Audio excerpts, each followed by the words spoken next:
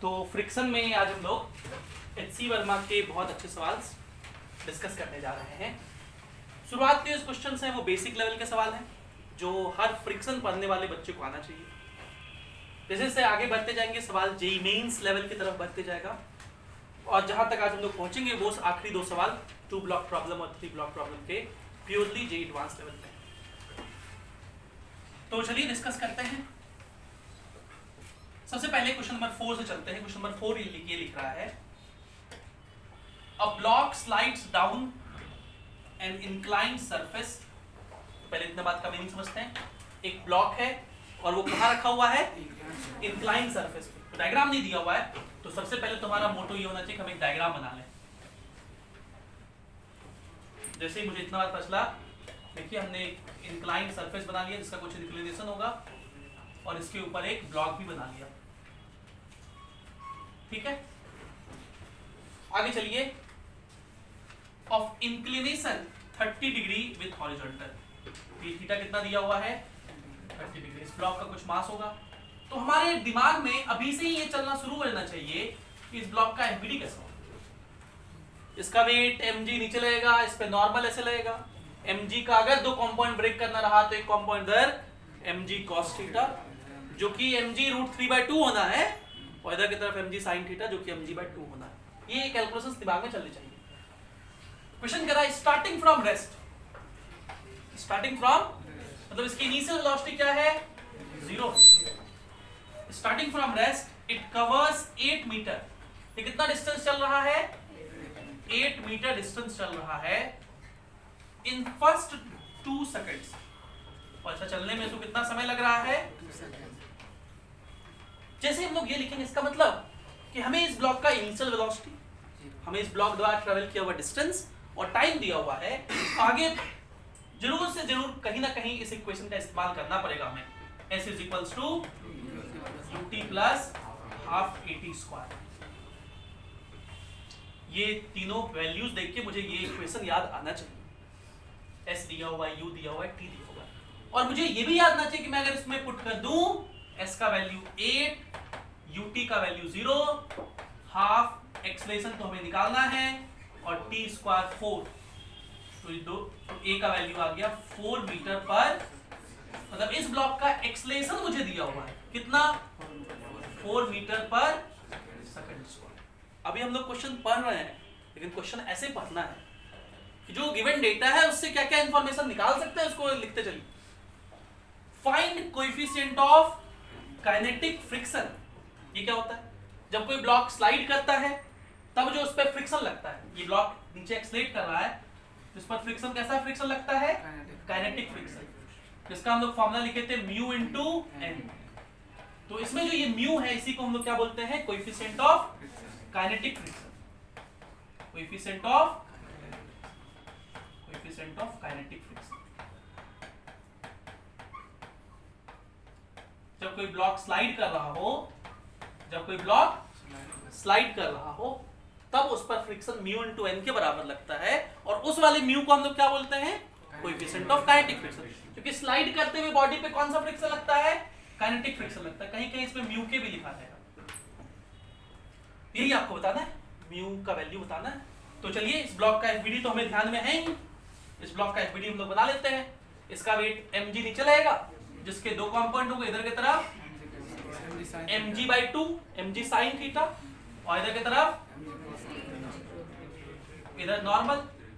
बोलो, और फ्रिक्शन तो इधर लग ही रहा है क्योंकि ये ब्लॉक नीचे स्लाइड कर रहा है इसलिए इस पे फ्रिक्शन ऊपर लग रहा है और क्योंकि ये ब्लॉक स्लाइड कर रहा है इसलिए फ्रिक्शन काइनेटिक नेचर का लग रहा है। ठीक है, अब ये ब्लॉक नीचे स्लाइड कर रहा है तो उसके लिए नीचे की तरफ इक्वेशन लिखिए। ये है mg/2 और ये कितना है? और इस डायरेक्शन में कोई मोशन नहीं हो रहा है तो नॉर्मल का वैल्यू किसके बराबर होगा? तो ये फोर्स हमें पता है म्यू इनटू √3mg/। इस ब्लॉक पर नीचे की तरफ ये नीचे आ रहा है ना तो क्या लिखेंगे नीचे की तरफ इक्वेशन? mg/2 माइनस वो force mu √3mg/2 is equals to mass into acceleration 4m। देखिए कुछ कटेगा क्या? कुछ कटेगा क्या, ये m m m कटा।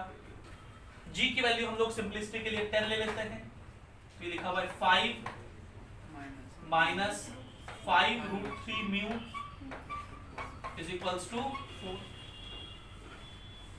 इस 4 को इधर भेज दीजिए और 5√3 म्यू को उधर भेज दीजिए, तो क्या मिलेगा 1 is equals to 5√3 mu. Therefore mu का वैल्यू कितना हो जाएगा 1/5। और अब इसको सॉल्व करके लिख दीजिएगा जितना भी आना होगा, इसको सॉल्व करके आप लिख सकते हैं, जो भी आना होगा आ जाएगा अपना। ठीक है, क्या क्वेश्चन समझ में आया सब लोगों को?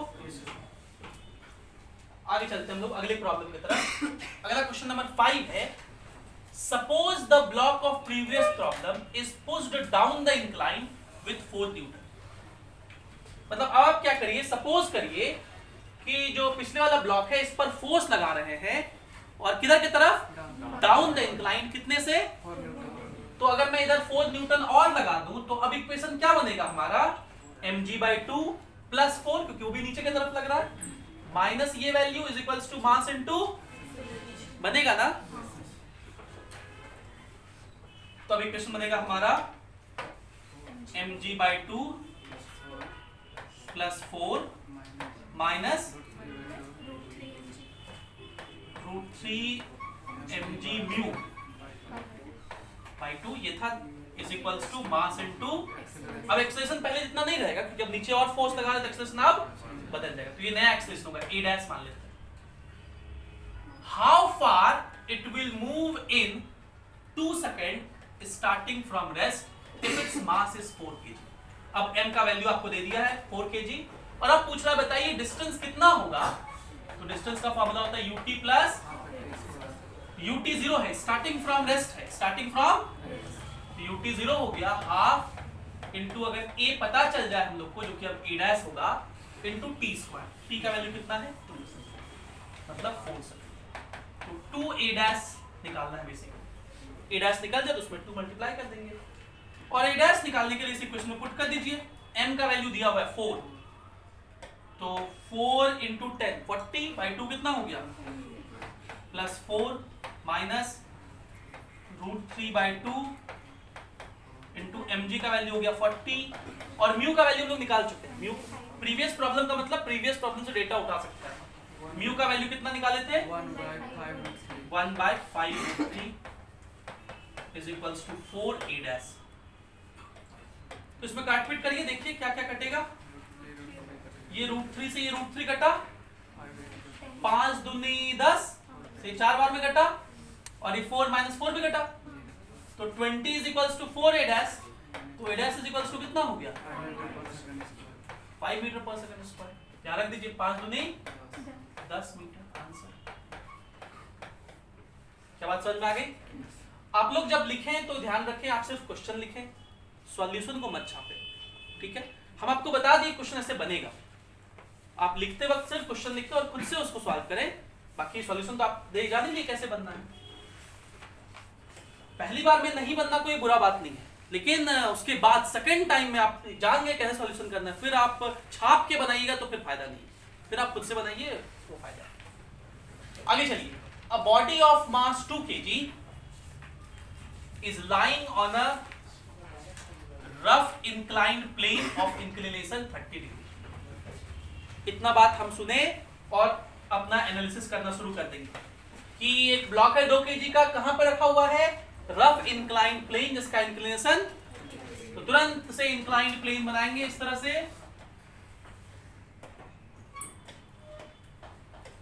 तुरंत से इंक्लाइंड प्लेन बनाएंगे, इसका इंक्लिनेशन दिखाएंगे कितना 30 डिग्री, और इस पर एक ब्लॉक लगा देंगे कितना 2 kg का, और वो सारी बातें हमारे दिमाग में घूमनी चाहिए कि इसका वेट 20 न्यूटन नीचे लगेगा, जिसका 20 sin 30 मतलब 10 न्यूटन इधर, और 20 cos 30 मतलब 10 √3 न्यूटन इधर, नॉर्मल इधर, अगर ये नीचे आए तो फ्रिक्शन पीछे, म्यू इंटू एन के बराबर चल रहा है, तो रुका हुआ है तो जितना इधर लग रहा है उतना ही उधर फ्रिक्शन लगा के रोक लेगा।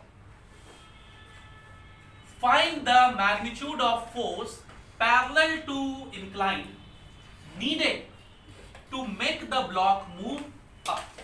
पहले लोग पहला केस चल रहा है कि कि अगर इस ब्लॉक को ऊपर ले जाना है तो कितना फोर्स मुझे लगाना है, ठीक है। और कैसे लगाना है, पैरेलल टू इंक्लाइन, ऐसे। ये फोर्स कितना होगा, ए पार्ट में पूछा जा रहा है, ये फोर्स कितना होगा ताकि ये ब्लॉक किधर जाए, किधर जाए, अप द इंक्लाइन, किधर जाए, मतलब मैं चाहता हूं ये ब्लॉक किधर जाना चाहिए। पहले हम लोग देखते हैं कि ये ब्लॉक किधर जाता, अगर एफ नहीं होता तो ये सब फोर्स भूल जाइए। जल्दी बनाइए एफपीडी इसका वेट mg 20 न्यूटन नीचे, उसका इधर की तरफ कंपोनेंट कितना हो गया 10, इधर 10√3, इधर नॉर्मल जिसका वैल्यू 10√3 होगा। तो फ्रिक्शन की मैक्सिमम वैल्यू कितनी होती, म्यू इंटू एन। म्यू का वैल्यू कितना है 0.2 और एन का वैल्यू है 10√3। तो ये हो गया 2 इंटू √3 होता है 1.7, तो 3.4 न्यूटन। 3 मतलब जरा समझिए, अगर आपसे पूछता कि ये ब्लॉक है, अगर फोर्स नहीं लगा रहे तो इस ब्लॉक की क्या स्थिति होती, तो आप कहते हैं सर इस पर देखिए नीचे कितना लग रहा है 10 न्यूटन, और इसको रोकने वाला फ्रिक्शन कितना है, क्या ये ब्लॉक रुकेगा, ये क्या होगा, नीचे स्लाइड कर जाए। नीचे कितने से, 10 माइनस 3.4, ये हो गया net force divided by mass 2। बोलो, अब आपसे बहुत सारी बातें पूछी जा सकती है, उनमें से एक दो बात यहां पूछा गया, लेकिन मैं एक दो बात और पूछता हूं इसमें। मैं पहला बात इसमें आपसे ये पूछ सकता हूं, ये नहीं लिखते हैं, इसको मैं सी नाम देता हूं। Find F minimum. तो अभी इस ब्लॉक का स्लिपिंग टेंडेंसी किधर है, अगर एफ नहीं लगाए तो नीचे, क्योंकि नीचे 10 लग रहा है, नीचे 10 न्यूटन का फोर्स इस ब्लॉक को नीचे चलाना चाह रहा है, और रोकने वाला कितना है, तो 3.4 लग भी जाएगा, तो भी इस ब्लॉक का स्लिपिंग टेंडेंसी किधर है। तो मैं आपसे अगर ये पूछा जाए find F minimum to prevent the block from sliding down, to prevent the block from sliding down. तो सुनिएगा, यहां पे क्वेश्चन पढ़ना है आपको, फ्रिक्शन का डायरेक्शन बहुत महत्वपूर्ण होता है। यहां पे आपको एफ मिनिमम निकालना है, किस चीज के लिए, prevent the block from sliding down. ये जो स्टेटमेंट है ये आपको बताना चाह रहा है कि इस ब्लॉक की स्लिपिंग टेंडेंसी किधर है, मतलब ब्लॉक नीचे आना चाह रहा है, तो फ्रिक्शन किधर लगाओगे, ऊपर। किधर लगाओगे, तो इस केस के लिए अगर हम डायग्राम बनाते तो ये इंक्लाइंड प्लेन, ये ब्लॉक, और इस पर कहते कि देखो 10 न्यूटन mg sin थीटा वाला लग रहा है, और इसका स्लिपिंग टेंडेंसी किधर है, डाउन है, तो फ्रिक्शन ऊपर लग जाएगा 3 और अभी भी ये नीचे स्लाइड हो जाएगा, तो इसको नीचे स्लाइड होने से रोकने के लिए हमें फोर्स F लगाना पड़ेगा, F1 नाम के इसको, और ये F1 कितना होगा, तो ये ब्लॉक रुका हुआ है, तो जितना फोर्स ऊपर उतना ही फोर्स ऊपर की तरफ, फोर्स कितना है F1 प्लस, और नीचे तो F1 plus 3.4 is equals to 10, तो F1 इज इक्वल्स टू हो जाएगा 10 माइनस 6.6, 6. ये फोर्स होता है minimum force to prevent the block from sliding down. लेकिन आपसे नहीं पूछ रहा है, आपसे पूछ रहा है कितना फोर्स लगाएं to move the block up the incline. अब ये स्टेटमेंट आपको बताना चाह रहा है कि ब्लॉक को किधर ले जाना है, ऊपर, और अगर ब्लॉक को ऊपर ले जाना है तो फ्रिक्शन किधर लगेगा, तो इस बार फ्रिक्शन नीचे लगेगा, और पूरा 3.4 लगेगा, तभी ये ब्लॉक ऊपर जा सकता है। बताइए कितना फोर्स लगाना पड़ेगा मिनिमम ताकि इसको ऊपर ले जा सके, 13.4 से जस्ट थोड़ा ज्यादा, 13.4 लगाओगे तो रुका रहेगा, उससे जस्ट थोड़ा ज्यादा लगा देंगे तो 13.41 या 13.400001। तो इस क्वेश्चन का आंसर कितना होगा, f का वैल्यू कितना, इसको f2 कहते हैं, कितना होगा, क्या बात समझ में आया। इस क्वेश्चन में ब्लॉक को ऊपर स्लाइड करवाना है, इसलिए फ्रिक्शन किधर लगा, और इस केस में ब्लॉक नीचे स्लाइड कर रहा था, इसलिए फ्रिक्शन अपना मैग्नीट्यूड और डायरेक्शन दोनों सिचुएशन के अनुसार बदल सकता है। तो ऐसा नहीं कि इंक्लाइंड प्लेन देखें और हर केस में फ्रिक्शन पीछे लगा दिए, आपको सिचुएशन देखना होगा, ठीक। इस क्वेश्चन का दूसरा पार्ट जो पूछा है वो बड़ा सा इंटरेस्टिंग सा है। क्वेश्चन ये पूछा है कि कितना फोर्स चाहिए to move down the incline. चाहिए ही नहीं, फोर्स हम क्यों लगाएंगे? अगर फोर्स नहीं लगाए तो ही तो ब्लॉक चल जाता ना डाउन। भाई नीचे लग रहा था 10 और रोकने वाला कितना था, तो बिना कोई फोर्स लगाए ये ब्लॉक क्या चल सकता है, नीचे आ सकता है। इसको नीचे लाने के लिए कोई फोर्स चाहिए था, ऊपर ले जाने के लिए फोर्स चाहिए, है ना, लेकिन नीचे लाने के लिए कोई फोर्स नहीं चाहिए। नीचे लाना है तो अपने आप छोड़ दीजिए उसको, नीचे 10 लग रहा है, फ्रिक्शन 3.4 ऊपर लग जाएगा और ये ब्लॉक किधर आ जाएगा। तो नीचे लाने के लिए कितना फोर्स चाहिए, कोई फोर्स नहीं। लेकिन नीचे आने से रोकने के लिए कितना फोर्स चाहिए, दोनों फर्क है, समझ पा रहे हैं? ये क्या है, नीचे आने से रोकने के लिए कितना फोर्स चाहिए, और ये क्या है, नहीं ये सेकंड वाला, नीचे आने के लिए कितना फोर्स चाहिए, तो चाहिए नहीं, अपने तो आ रहा है, समझ रहे ना। तो ये था क्वेश्चन नंबर 6। क्वेश्चन नंबर 7 कह रहा है कि repeat part A of problem 6, मतलब ये जो प्रॉब्लम 6 है इसके पार्ट ए को, कि अप द इंक्लाइन मूव कराना है, इसको रिपीट करिए। क्या चीज के लिए, if push is applied horizontally and not parallel to incline. क्या कह रहा है अब अगर डायग्राम बनाए थोड़ा सा हम लोग अच्छे से, तो इस सवाल में कह रहा है कि ये देखिए इंक्लाइन प्लेन है अपना, ये अपना इंक्लाइन प्लेन है जिसका एंगल थीटा है, और इस पे एक ब्लॉक लगाया है जिसका मास कितना है, और इस पर जो हम लोग पुश लगा रहे हैं, पुश फोर्स, वो हॉरिजॉन्टली लगा रहे हैं, ऐसे लगा रहे हैं,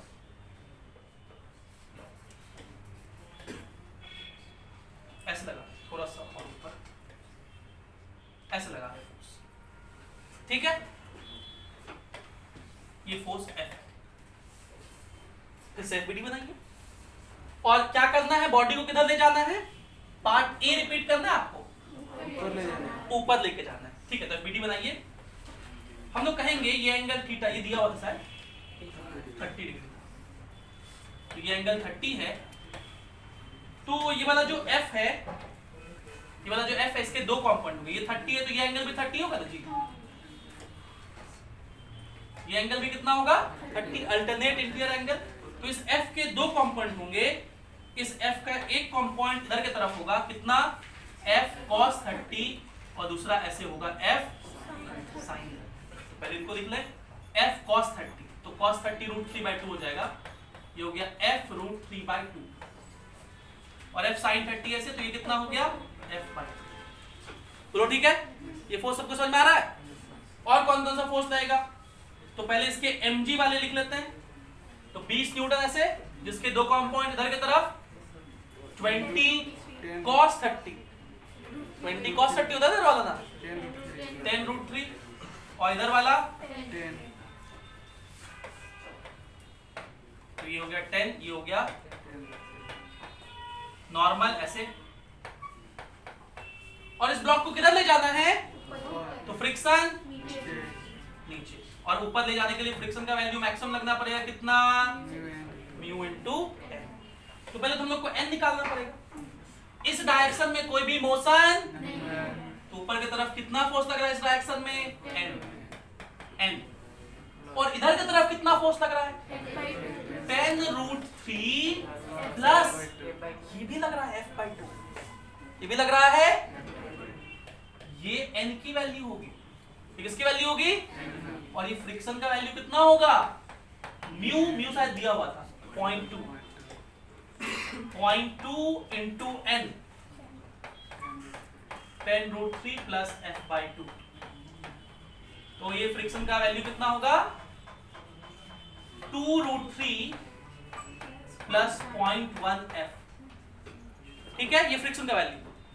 अब इस ब्लॉक को मुझे किधर ले जाना है, ऊपर, तो ऊपर लगने वाले फोर्स कौन कौन से हैं, ये F √3/2, यही तो इस ब्लॉक को ऊपर ले जा रहा है, और इसको नीचे लाने वाला फोर्स कौन कौन सा है, ये 10, और ये friction.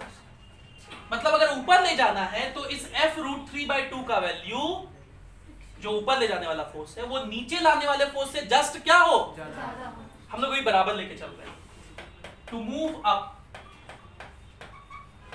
f√3/2 should be greater than किसका? नीचे लाने वाला कौन कौन सा है? 10 plus just greater than equal. ठीक है, इस इक्वेशन को सॉल्व कर दीजिए, आंसर आ जाएगा आपका। हम लोग थोड़ा सा कलाकारी कर रहे हैं यहाँ। √3 का वैल्यू कितना होता है? 1.7 और उसमें 2 से डिवाइड करेंगे तो कितना होगा? 0.85 होगा ना जी। ये लिखा हुआ है 0.85 है। हम लोग इक्वल टू केस लेके चल रहे हैं, मिनिमम निकाल देंगे इसका वैल्यू। 10 प्लस ये तो म्यू एन फ्रिक्शन लिखा हुआ है ना, ये तो फ्रिक्शन लिखा हुआ है, ये तो फ्रिक्शन लिखा हुआ है। फ्रिक्शन का वैल्यू हम लोग निकाल चुके कितना? 2√3 तो √3 1.7 into 2 3.4 प्लस 0.1 तो वो इधर भेज देती, कितना हो जाएगा? 0. Is equals to 13.4। 7.5 का मतलब 3/4 होता है, तो f इज इक्वल्स टू हो जाएगा 13.4 into 4/3। ये कटेगा क्या? नहीं, तो रफली काटते हैं ना। 3 चौके 12 और 3 चौके 12 फिर 3 चौके 12 नहीं 6 हो जाएगा। 4 मल्टीप्लाई कर दो, कितना हो जाएगा f का वैल्यू? 6 चौके 24 के 4 हाथ में रहा 2, 4 चौके 16 2 हाथ में रहा 1, 4 चौके 16 1, तो लगभग 17.84 या 18 के आसपास आंसर आएगा। क्या आंसर दिया हुआ है? कितना दिया हुआ है? 17 पॉइंट ही दिया हुआ है, 17.5 दिया हुआ है। ठीक है, समझ गए? आई बात समझ में? अगला सवाल एक बहुत थ्योरेटिकल सवाल था, 10 नंबर।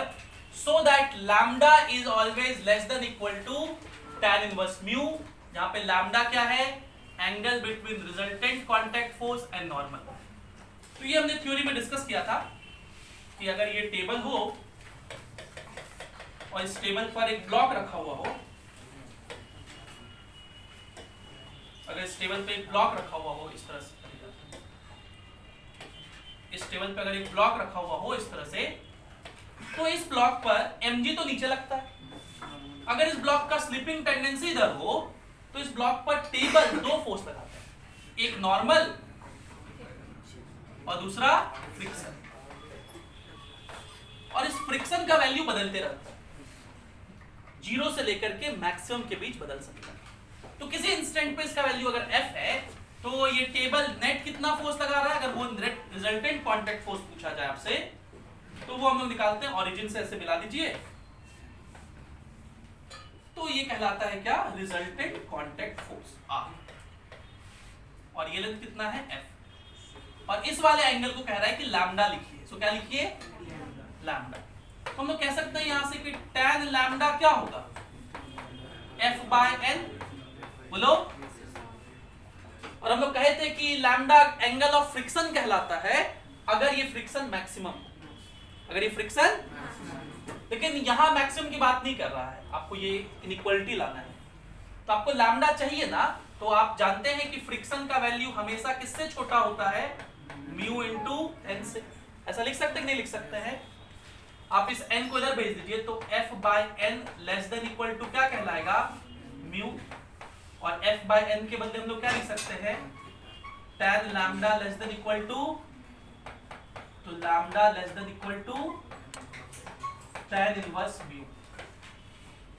देखिए ये बात कैजुअल लग रहा है आपको जो हम लिखे हैं, लेकिन यहाँ पे थोड़ा सा मैथमेटिक्स का एक बात ध्यान रखना, जब भी tan उधर जाता है इनइक्वालिटी के, या साइन उधर जाता है, तो इनइक्वालिटी में परिवर्तन नहीं होता, क्योंकि tan और sin इंक्रीजिंग फंक्शन है, उनकी वैल्यूज 0 से लेकर 90 तक बढ़ता है।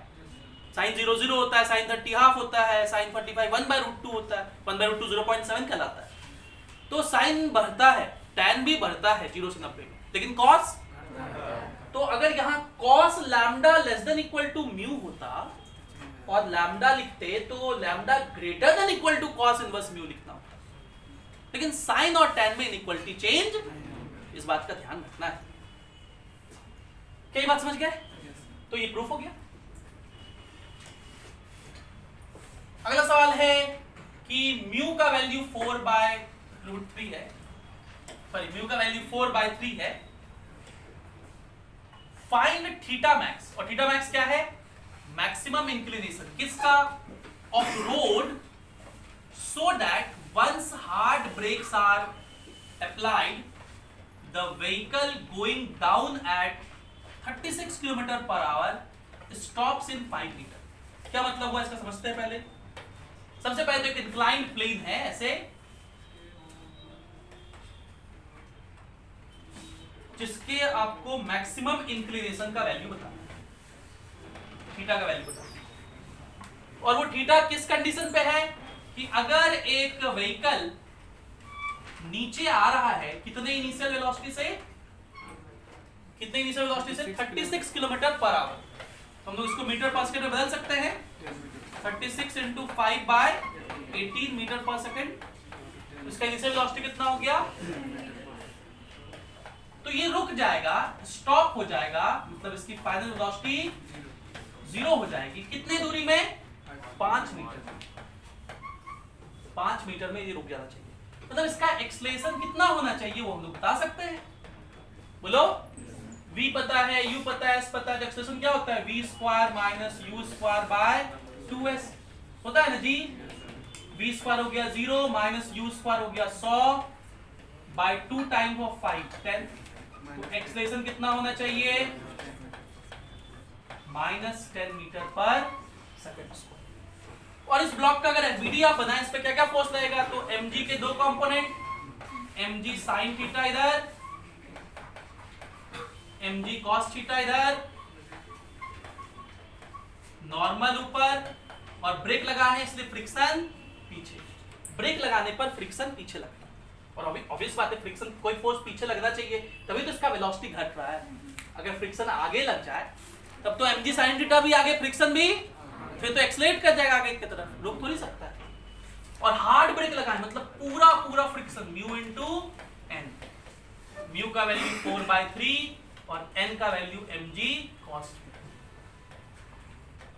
तो इस ब्लॉक का एक्सेलरेशन अगर a मान लिया जाए, जो कि निकाल चुके हैं, तो उसके लिए फिर से इक्वेशन हम लोग लिख सकते हैं, नहीं लिख सकते?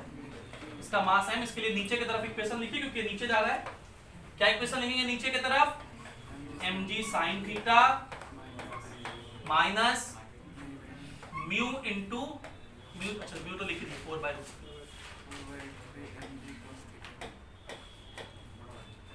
4/3 mg cos थीटा, ये हो गया net force, is equals to mass into acceleration, मतलब -10m। तो इसमें देखिए ये 10m लिखा हुआ है ना, और ये 10m कट गया ना, तो बचा sin थीटा, ये 3 इधर भेज दिए, तो 3 sin theta -4 cos theta is equals to -3 is equals to, अब इस माइनस को भी इधर भेज दीजिए, ये हो जाएगा 4 cos theta -3 sin theta is equals to 3। जब भी आपको मैथमेटिक्स का ऐसा इक्वेशन दिखे जिसमें a sin theta plus b cos theta हो, तो उसके बारे में 2-3 बात याद रखिए। ये एक इक्वेशन, पहले मैं इसके बारे में थोड़ा सा आपको बता दूं, बेसिक मैथ्स थोड़ा सा बता रहा हूं।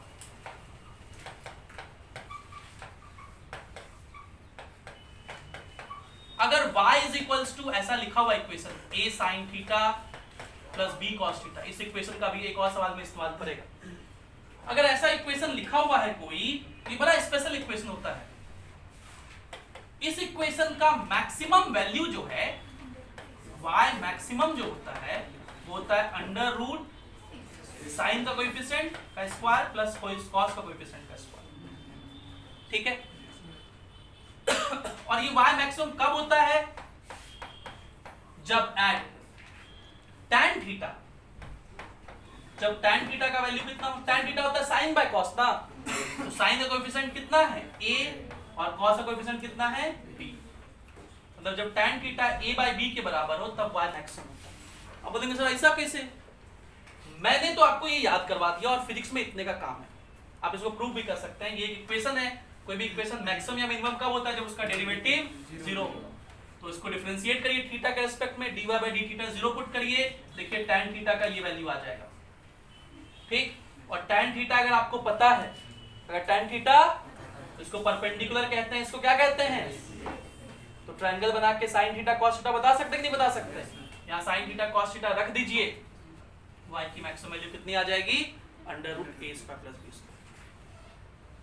तो जब भी ये पॉइंट याद रखना है, जब भी ऐसा ट्रिग्नोमेट्रिक इक्वेशन हो जहां पर a cos theta b sin theta हो, तो इसे सॉल्व करने का तरीका ये होता है कि sin के कोएफिशिएंट या cos के कोएफिशिएंट और sin के कोएफिशिएंट को स्क्वायर करके, ऐड करके, रूट लेकर के, मतलब वही √a²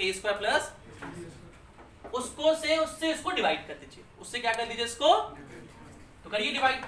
ये कितना है 4, उसका स्क्वायर 16, 3 का स्क्वायर ऐड किया तो 25, रूट लिया तो 5 से डिवाइड करना। 4/5 cos theta minus 3/5 is equals to 3/5। क्या कोई कष्ट? क्या मैं 4/5 को साइन या कॉस में लिखता है, कॉस 37 डिग्री लिख सकता ना, कॉस 37 लिख सकते हैं, इनटू बगल में लिखा हुआ है कॉस थीटा, माइनस 3/5 को लिख सकते हैं sine 37 into sine theta is equals to 3/5। क्या आप मेरी बात समझ पा रहे हैं? और ये लिखा हुआ है cos a into cos b minus sin a into sin b। ये cos a प्लस b का फॉर्मूला होता है कि नहीं होता है? ये cos 37 प्लस थीटा लिख सकते हैं कि नहीं लिख सकते हैं? और क्योंकि इधर cos है तो इधर भी हम लोग लिख देते हैं cos 53 डिग्री। 3/5 क्या लिख सकते हैं, दोनों साइड से cos ऑपरेट कर दिए तो खत्म, थीटा इज इक्वल्स टू क्या हो गया 16।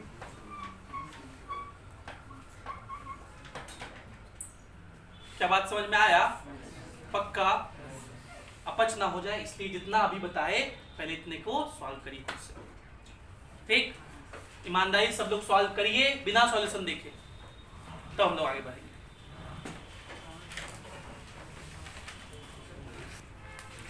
तो अगला सवाल जो हम लोग को डिस्कस करना है वो क्वेश्चन नंबर 16 है।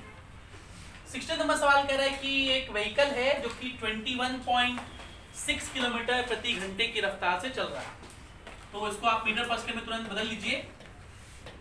21.6 इंटू 5/18 कितना हो जाएगा, 18 से एक बार में 18 1.2। तो इनिशियल वेलोसिटी कितना दिया हुआ है, तो इतने से एक व्हीकल चल रहा है और उसको जब यहां आया तो यहां पर भी उसका इनिशियल स्पीड कितना है, यही है।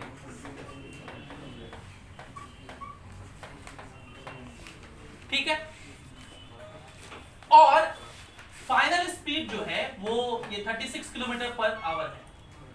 36 किलोमीटर पर आवर का मतलब 36 इंटू 5/18। तो क्वेश्चन ये कह रहा है कि फाइनल स्पीड जो होगा वो 10 मीटर पर सेकंड, मतलब पहले 6 था और अब कितना हो जाएगा, उससे ज्यादा ही होगा, उससे कम नहीं हो सकता। तो आप जानते हैं जैसे ही ड्राइव करते करते हम लोग ऐसे स्लोपी जगह पे जाते हैं तो क्या करते हैं, ब्रेक लगाते हैं कि भाई, क्योंकि अगर छोड़ देंगे ब्रेक नहीं लगाएंगे तो एक तो ऑलरेडी स्पीड ज्यादा है और mg sin थीटा की वजह से और बढ़ते जगह स्पीड बहुत ज्यादा हो जाएगा, तो हो सकता है कि वहां जाते जाते हम अनकंट्रोल्ड हो जाए, इसलिए हम क्या लगाते हैं, यहाँ पे ब्रेक लगाते हैं। लगाइए ब्रेक। अगर हम लोग यहाँ ब्रेक लगाएंगे तो फ्रिक्शन किधर लगने लगेगा, पीछे। और अगर पूरा ब्रेक भी लगा दें, पूरा ब्रेक लगा के देखते हैं कितना स्पीड आएगा, और वो वही मिनिमम स्पीड होगा, क्योंकि उससे कम ब्रेक ही लगा सकते हैं हम लोग, मतलब स्पीड उससे ज्यादा ही आएगा। समझ रहे हैं मेरी बात? अगर पूरा ब्रेक लगा दें तब जिस स्पीड से पहुंचेंगे वो 10 होना चाहिए, बोलो, नहीं तो उससे ज्यादा ही स्पीड। यही आपको प्रूफ करना है। तो चलिए, इस ब्लॉक पर mg किधर mg नीचे लगेगा, जिसके दो कंपोनेंट mg sin थीटा इधर और mg cos थीटा इधर और नॉर्मल इधर, और फ्रिक्शन हम पूरा लगा दे रहे हैं कितना, म्यू इंटू एन, मतलब mu into mg cos theta. और इस ब्लॉक का एक्सलेशन नीचे की तरफ अगर a कहा जाए तो हम लोग नीचे की तरफ क्या इक्वेशन लिखेंगे, नीचे की तरफ क्या इक्वेशन लिखेंगे, mg sin theta minus mu mg cos theta is equals to ma। तो m कटा, g की वैल्यू हम लोग 10 लेने वाले हैं, 10 sin 30 1/2, तो ये हो गया 5। म्यू की वैल्यू है 1/2√3, g की वैल्यू 10 और cos 30 इज इक्वल्स टू 8। तो ये √3 से ये √3 कटा, ये 2 से ये 5 बार में और ये 2 से ये 2.5 बार में, तो एक्सेलरेशन कितना हो गया 2.5 मीटर पर सेकंड स्क्वायर। हमें इनिशियल वेलोसिटी पता है, डिस्टेंस पता है, एक्सेलरेशन पता है, हम लोग v निकाल सकते हैं। ये हमें प्रूफ करना है, मतलब यहाँ आंसर हमें दिया हुआ है। प्रूफ करने का मतलब क्या होता है, आंसर दिया हुआ है, आंसर चेक करना है, हम लोग फाइल चेक करेंगे, मतलब इसका यूज मत कर लीजिएगा, जो प्रूफ करना होता है उसका हम लोग यूज, वो आंसर है। तो इनिशियल वेलोसिटी पता है, डिस्टेंस पता है और एक्सेलरेशन निकाल लिए, हम लोग इक्वेशन लिख लेते हैं v² = u² प्लस, तो v तो हम लोग को निकालना है, इनिशियल वेलोसिटी कितना है 6 का square 36 plus 2 into acceleration 2.5 into distance 12.8, तो v² = 36 प्लस 5 इंटू ये 12 × 5 = 64, तो v = 10 मीटर पर सेकंड। ये मिनिमम वेलोसिटी आया। क्यों मिनिमम वेलोसिटी आया, क्योंकि हम मैक्सिमम फ्रिक्शन लगाए थे। इसका मतलब जब ये यहां पहुंचेगा तो वेलोसिटी मिनिमम 10 हो सकता है, उससे कम, उससे ज्यादा ही हो सकता है। तो प्रूफ हो गया कि वेलोसिटी क्या है 10 से। ये तो बहुत आसान सवाल था, 16 नंबर। अगला सवाल है कि एक ब्लॉक है जिसका मास m है और इस ब्लॉक पर एक फोर्स F लगा रहे हैं, तो आपको बताना है कि इसको पुल कर रहे हैं। पुल करने का मतलब इधर से खींचना और पुश करने का मतलब इधर से धक्का देना। तो पुलिंग जो होता है हमेशा पुशिंग से बेटर होता है। अभी इसको एक्सप्लेन करेंगे। पुलिंग जो होता है हमेशा पुशिंग से बेटर होता है। तो F से पुल कर रहे हैं इसको, तो बताना है कि कितने एंगल पे, ये थीटा कितना एंगल पे लगाएं ताकि बहुत मिनिमम फोर्स पे इसको हम स्लाइड कर सकें, जस्ट मूव करवा सकें। ठीक, बोलो। हम चाहते तो ऐसे भी खींच सकते थे F ना, लेकिन हम कितने एंगल पे खींचे, थीटा 0 भी हो सकता है। आपको बताना है कि वो थीटा कितना हो ताकि मिनिमम फोर्स लगा करके हम इस ब्लॉक को चला सकें। ठीक, इस ब्लॉक का एफबीडी बनाइए। इसका वेट mg नीचे लगेगा, इस पे नॉर्मल ऊपर लगेगा। F के दो कंपोनेंट होंगे, F cos थीटा इधर और F sin थीटा ऊपर, F sin थीटा ऊपर। ठीक है, इस डायरेक्शन में कोई मोशन, जितना फोर्स ऊपर उतना ही फोर्स। ऊपर कितना फोर्स है, ऊपर फोर्स है n + f, और नीचे कितना फोर्स है, तो नॉर्मल का वैल्यू कितना, mg - f sin थीटा। तो फ्रिक्शन का मैक्सिमम वैल्यू कितना, म्यू इंटू n होता है, मतलब म्यू इंटू mg माइनस। अब सुनिएगा, अगर हम पुलिंग ना करके पुशिंग करते, ऐसे फोर्स लगाते, अब एरो मेरा ऐसे होता, तो इस फोर्स के दो कंपोनेंट होते हैं, F cos थीटा बिल्कुल ऐसे ही, और F sin थीटा ऐसे होता, F sin थीटा ऐसे होता। तो जब हम लोग इस डायरेक्शन में मोशन लिखते तो कहते हैं ऊपर की तरफ तो फोर्स नॉर्मल ही है एक ही, और नीचे कितना है, F sin theta plus mg। Normal का वैल्यू कितना आता, mg plus f sin theta, कितना आता,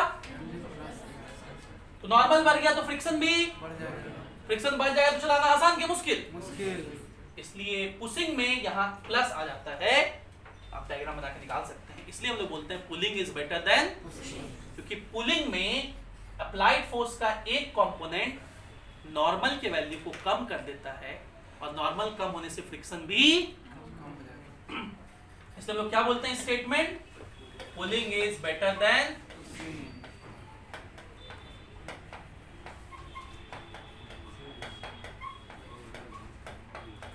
इसलिए कभी भी किसी एंगल पे चलना हो तो पुल करिए हमेशा किसी ऑब्जेक्ट को, अलमीरा को मूव कराना हो, मेज को, तो ऐसे खींचेगा तो जल्दी मूव करेगा। एक बात और, पुलिंग बेटर तो है, लेकिन कितने एंगल पे पुलिंग करें ताकि मिनिमम फोर्स लगाना पड़े, ये इस क्वेश्चन में पूछा गया आपसे। तो चलिए, इसको चलाने वाला फोर्स कितना है, F cos थीटा, और रोकने वाला कौन होगा, फ्रिक्शन। रोकने वाला कौन होगा, जिसका मैक्सिमम वैल्यू कितना है, ये। इस ब्लॉक को जस्ट स्लाइड करने के लिए इस F cos थीटा का वैल्यू इससे फ्रिक्शन से क्या होना चाहिए, जस्ट ज्यादा, हल्का ज्यादा, तो हम लोग बराबर ही ले लेते हैं। F cos थीटा बराबर F max कितना, mu mg minus mu F sin theta. ये समझ में आया कैसे लिखे? इधर वाला फोर्स है F cos थीटा और इधर वाला फोर्स फ्रिक्शन, इसका वैल्यू कितना है, mu mg minus mu F sin theta. इसको इधर भेज दीजिए और F कॉमन ले लीजिए, तो बचेगा cos theta plus is equals to mu mg। तो F इज इक्वल्स टू क्या होगा, mu mg by cos theta plus mu sin theta. बात नहीं, अगर एक गिवन थीटा होता, अगर एक गिवन थीटा होता तो F ये निकालते, किसी अगर दिया रहता कि 30 डिग्री एंगल पर कितना फोर्स लगाना पड़ेगा, तो 30 डिग्री पुट करके निकाल लेते। लेकिन यहाँ थीटा क्या है, वेरिएबल है, गिवन नहीं है। यहाँ थीटा क्या है, हमें चूज करना है अपने मन से। सो हियर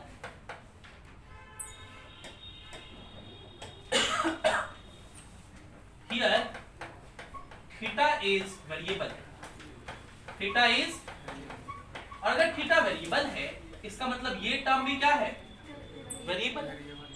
तो अगर मुझे फोर्स मिनिमम चाहिए तो ये टर्म क्या होना चाहिए। और अभी अभी हम लोग बेसिक मैथ्स में सीख के आए कि अगर a cos theta plus b sin theta हो तो उसका मैक्सिमम वैल्यू कितना होता है, √a square plus b square, पता ना जी। बताओ मिनिमम फोर्स कितना हो जाएगा, म्यू mg बाय √ cos का कोएफिशिएंट 1 है, 1 प्लस, और ऐसा कब होगा, ऐसा कब होगा, ये भी तो बताए थे। ऐसा कब होगा, at tan theta is equals to, tan theta is equals to sin, tan theta is equals to sin by cos होता है, मतलब sin का कोएफिशिएंट कितना है, cos का कोएफिशिएंट, तो theta is equals to, friction के चैप्टर में theta is equals to tan inverse mu एक बहुत इंपॉर्टेंट इक्वेशन है। और ये कहां मिला आपको, पहली बार angle of friction, angle of friction lambda का फार्मूला भी tan inverse, angle of repose उसका फार्मूला भी, और ये तीसरी बार मिल रहा है। ये 3 बार मिलते हैं कि कितने एंगल पे खींचें, पुल करें कि मिनिमम फोर्स लगाना पड़े ब्लॉक को स्लाइड करने के लिए, तो वो भी कितना होता है, tan इनवर्स। क्या बात समझ गए? अगले सवाल की तरफ चलते हैं। अगला सवाल है कि देखिए एक मैन है, एक मैन है, ये एक मैन है जो कि इस प्लैंक पे चढ़ा हुआ है।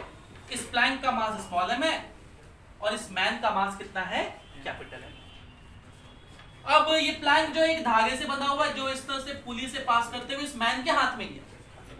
तो जैसे जैसे मैन इस धागे को खींचेगा तो मैन पर टेंशन किधर लगेगा, ऊपर, और यही धागे की वजह से इस प्लैंक पे टेंशन किधर लगेगा, आगे, सेम धागा है ना। तो जैसे जैसे मैन टेंशन को बढ़ाएगा ये प्लैंक किधर मूव करना चाहेगा, आगे मूव करना चाहेगा।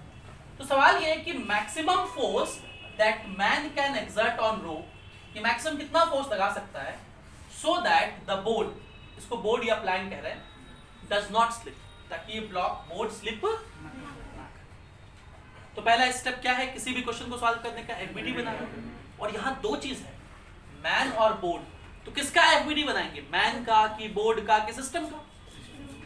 तो देखिए एक टेंशन यहाँ बोर्ड पे लग रहा है और एक किस पे लग रहा है, तो हम लोग इसलिए किसका बना रहे हैं, सिस्टम का। इसका एफबीडी बना रहे हैं। और जैसे ही हम सिस्टम का एफबीडी बना रहे हैं तो सिस्टम के पार्टिकल्स एक दूसरे पर जो फोर्स लगाते हैं उसको नहीं दिखाएंगे। मतलब मैन ने जो इस बोर्ड पे फोर्स लगाया होगा और बोर्ड ने जो मैन पे नॉर्मल लगाया होगा उसको हम लोग इस एफबीडी में कंसिडर बनाइए एफबीडी।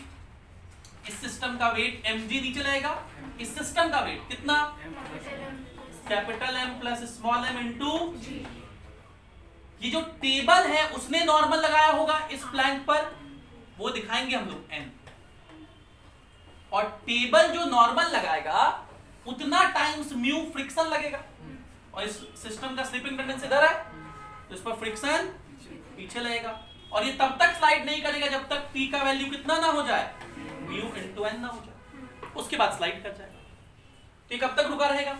हो गया खत्म, सारा फोर्स दिखा दिए, mg दिखा दिए, नॉर्मल दिखा दिए, टेंशन दिखा दिए, फ्रिक्शन दिखा दिए। 5 ही फोर्स तो होते हैं, mg नॉर्मल फ्रिक्शन टेंशन और एक स्प्रिंग फोर्स। स्प्रिंग है नहीं तो चारों फोर्स तो दिख गए। ये सिस्टम रुका हो तो जितना फोर्स ऊपर उतना ही फोर्स, ऊपर कितना फोर्स है और नीचे कितना फोर्स है।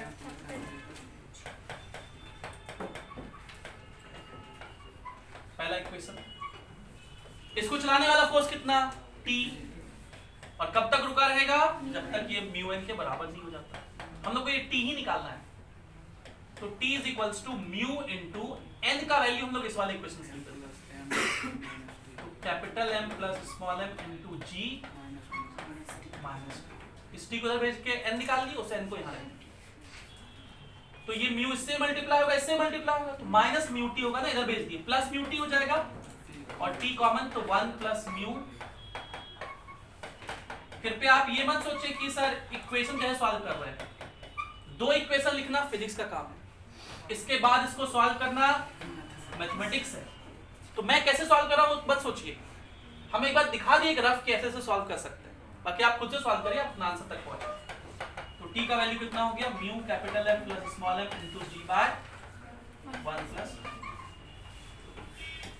ये हमारे टेंशन का, क्या बात समझ में आई? इतना फोर्स अगर मैन लगाए इस रूप पर मैक्सिमम, तो ये ब्लॉक स्लिप नहीं करे। अब जो अगला सवाल है वो बहुत इंपॉर्टेंट सवाल है जिसका नाम है 2 ब्लॉक प्रॉब्लम, और ये सवाल मेंस लेवल तक तो ठीक है, नीट में रेयरली कभी पूछा है, लेकिन एडवांस के लिए बहुत इंपॉर्टेंट है, ठीक है। तो इस सवाल को कैसे सॉल्व करते हैं उसको जानने से पहले थोड़ा सा पहले आप यहां तक पहुंच जाइए सब लोग ईमानदारी से, फिर हम लोग एक सवाल ये 2 ब्लॉक प्रॉब्लम पे करेंगे, ठीक है।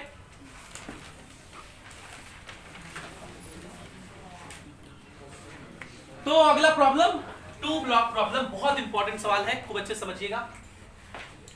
देखिए 2 ब्लॉक प्रॉब्लम में जब हम लोग फोर्स लगाते हैं अपर ब्लॉक या लोअर ब्लॉक पे, तो 3 सिचुएशन पॉसिबल है, 3 सिचुएशन पॉसिबल होते हैं। पहला कि फोर्स लगाए और ये सिस्टम चले ही नहीं, ना पहला वाला ब्लॉक चले ना, पहला केस ये पॉसिबल है, पहला सिचुएशन ये ऐसा हो सकता है। दूसरा, अगर फोर्स लगाए तो दोनों चले लेकिन दोनों का एक्सेलरेशन सेम हो, दोनों साथ साथ चले, इसको हम लोग क्या कहेंगे, दोनों का एक्सेलरेशन सेम है, मतलब दोनों साथ साथ चल रहे हैं कॉमन एक्सेलरेशन से, दोनों साथ साथ चल रहे हैं कॉमन एक्सेलरेशन से, और क्योंकि साथ साथ चल रहे हैं तो दोनों के बीच में रिलेटिव स्लिपिंग नहीं हो रहा, सही, एक चल रहा है दूसरा भी चल रहा है, मतलब दोनों साथ साथ चल रहे हैं, तो ये दोनों आपस में स्लिप नहीं करे। आपस में स्लिप करने का मतलब ये अलग स्पीड चले, ये अलग एक्सेलरेशन चले, ये अलग एक्सेलरेशन चले, तो सेकंड केस क्या हो सकता है, दोनों साथ साथ चल रहे हैं, या इसी को दूसरे शब्दों में कहा जा सकता है कि दोनों के बीच कोई रिलेटिव स्लिपिंग नहीं। और तीसरा कि दोनों चले लेकिन अलग अलग एक्सेलरेशन चले, दोनों अलग अलग एक्सेलरेशन चले, तो स्वीटी के मन में क्या आएगा कि सर ये चल के गिर ना जाएगा, उतना नहीं सोचना है कि गिर जाएगा नहीं गिर जाएगा, हम लोग सब इंस्टेंटेनियस बात करते हैं कि चलेगा तो एक्सेलरेशन कितने होंगे, वो जाके थोड़ा देर बाद गिर जाएगा, वैसे नहीं सोचते, सब ब्लॉक बड़े बड़े हैं, ये मान लीजिए बहुत बड़ा है, इतना बड़ा है, अब कुछ देर तो नहीं गिरेगा ना, तो जब तक नहीं गिरेगा तब तक की बात करते हैं। तो कल वो सवाल पूछने आई थी यही वाला, और बोली सर ये वाला गिर जाएगा तो mg फ्री फॉल में आ जाएगा,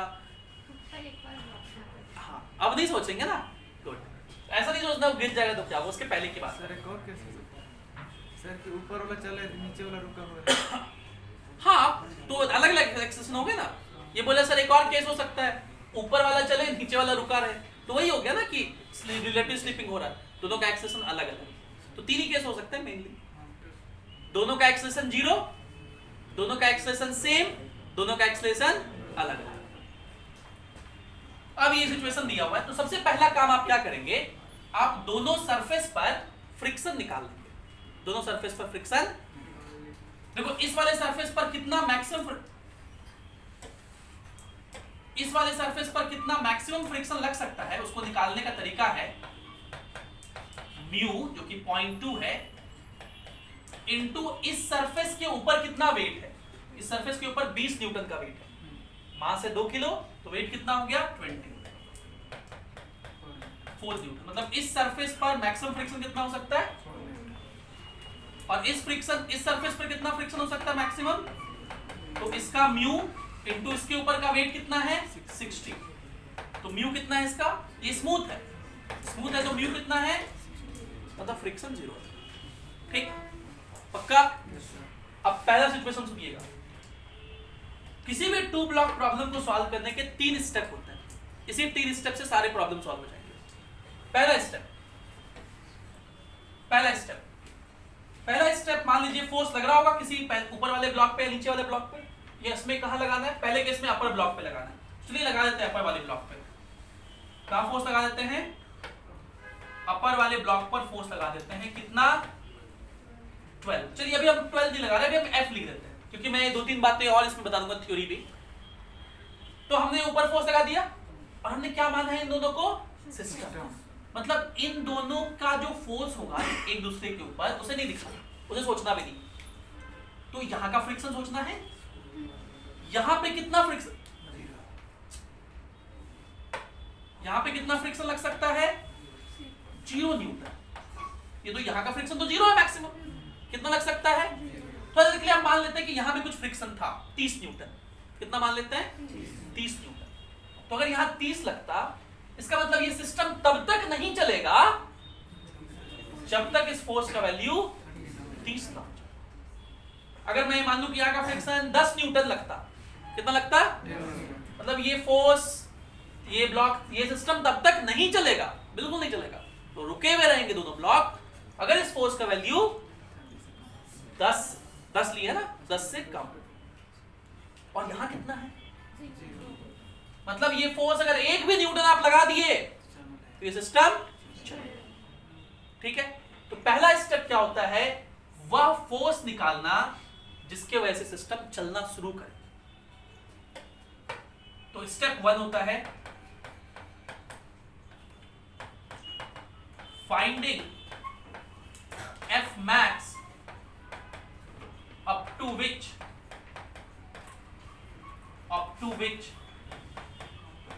the system will not move.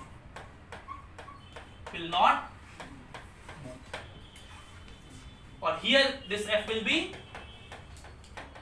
ये कितना होगा 0, क्योंकि ये फ्रिक्शन कितना लग रहा है यहाँ, अगर ये 10 न्यूटन होता तो ये बोलते 10 न्यूटन तक नहीं चलेगा, ये फ्रिक्शन 20 होता तो कहते 20 न्यूटन तक नहीं चलने वाला, ये तो 0 है।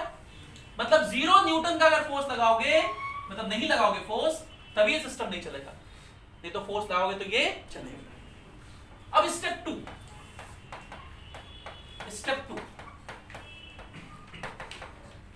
2 है कि देखिए फोर्स हम लोग अपर ब्लॉक पे भी लगा सकते हैं और लोअर ब्लॉक पे, ये हमारी चॉइस है। अगर हम अपर ब्लॉक पर फोर्स लगा रहे हैं तो फोर्स तो अपने मन से हम कुछ भी लगा सकते हैं, मतलब अपर ब्लॉक का एक्सेलरेशन पे कोई रिस्ट्रिक्शंस नहीं होगा, क्योंकि भाई इस ब्लॉक पे हम कितना भी फोर्स लगा सकते हैं। तो अगर कितना भी फोर्स लगा सकते हैं तो बहुत ज्यादा फोर्स लगा देंगे तो चलेगा ही, मतलब 2 kg ब्लॉक पर कोई रिस्ट्रिक्शंस, क्योंकि उस पर फोर्स लगा रहे हैं। अगर हम फोर्स नीचे वाले पे लगा रहे होते तो किस पर रिस्ट्रिक्शन नहीं होता, नीचे वाले ब्लॉक, क्योंकि जिस पर फोर्स लगा रहे हैं, मान लो मैं इस इंसान पे फोर्स लगाऊं तो मैं जितना चाहूं फोर्स से खींच सकता हूं, तो इसका एक्सेलरेशन पे कोई लिमिट होगा, नहीं होगा। तो अगर फोर्स अपर वाले ब्लॉक पे लग रहा है तो किसके एक्सेलरेशन पे रिस्ट्रिक्शन है, लोअर वाले ब्लॉक पे, क्योंकि लोअर वाले ब्लॉक को चलाने वाला कौन हो सकता है, इन दोनों के बीच का फ्रिक्शन, इन दोनों के बीच का फ्रिक्शन। सुनिएगा जरा, अभी मैं अपर वाले केसेस बता रहा हूं। जब आप फोर्स लगाएंगे इस पर तो ये अपर वाला 2 kg ब्लॉक किधर जाएगा, आगे, इसका स्लिपिंग टेंडेंसी किधर होगा, तो नीचे वाला ब्लॉक ऊपर वाले ब्लॉक पर फ्रिक्शन कितना लगाएगा, and for every action there is an equal and. तो अगर 4 kg वाले ने 2 kg वाले पे फ्रिक्शन पीछे लगाया तो 2 kg वाला 4 kg वाले पे फ्रिक्शन कितना लगाएगा, मतलब इस 4 kg वाले को आगे चलाने के लिए कौन रिस्पॉन्सिबल, फ्रिक्शन, और उसकी वैल्यू लिमिटेड है। कितनी है, इन दोनों के बीच का फ्रिक्शन है 4 न्यूटन। मतलब इस ब्लॉक का 4 kg का एक्सेलरेशन कुछ भी नहीं हो सकता, उस पे एक रिस्ट्रिक्शन है, जिसे हम लोग बोलेंगे maximum acceleration of this lower block. तो फाइंडिंग, अगला स्टेप क्या होगा, find maximum acceleration of block. अब वो क्या फाइंड करना होगा, मैक्सिमम एक्सेलरेशन उस ब्लॉक का फाइंड करना होगा। Find maximum acceleration of block on which force is not acting, on which force is force मतलब यहां पे force का मतलब कौन सा force होगा, अप्लाइड वाला, ठीक है। तो जैसे इस केस में कौन सा फोर्स होगा, इस केस में कौन सा ब्लॉक होगा, here it is lower block, it is lower block. तो लोअर ब्लॉक बनाइए, ये सरफेस, ये लोअर ब्लॉक कितने किलो का है, 4 kg का।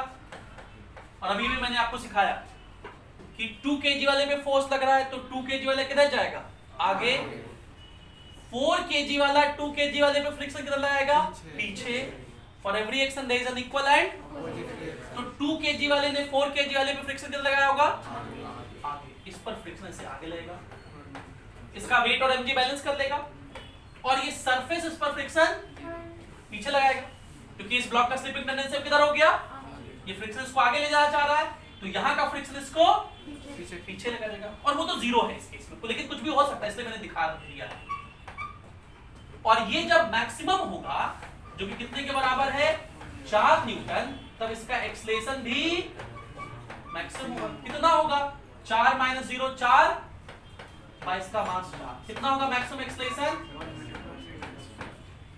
1 मीटर पर सेकंड स्क्वायर। क्या बात समझ में आया? अब सोचिए, मुझे और एक इस दीपक को साथ साथ चलना है। साथ साथ चलने का क्या मतलब, दोनों का एक्सेलरेशन क्या होना चाहिए, सेम होना चाहिए। तो अगर मैं 0.5 मीटर पर सेकंड स्क्वायर चल रहा हूं, तो दीपक और हम अगर साथ चल रहे हैं तो उसको भी कितने चलना पड़ेगा, 0.5। अगर हम 0.7 से चल रहे हैं तो दीपक को भी तभी साथ साथ चलेंगे। अब मान लो दीपक का चलने का एक लिमिट है, दीपक ये 4 kg का ब्लॉक है जो मैक्सिमम 1 से चल सकता है, और मेरे एक्सेलरेशन पे कोई लिमिट नहीं, क्योंकि मुझ पर तो अप्लाइड फोर्स लग रहा है।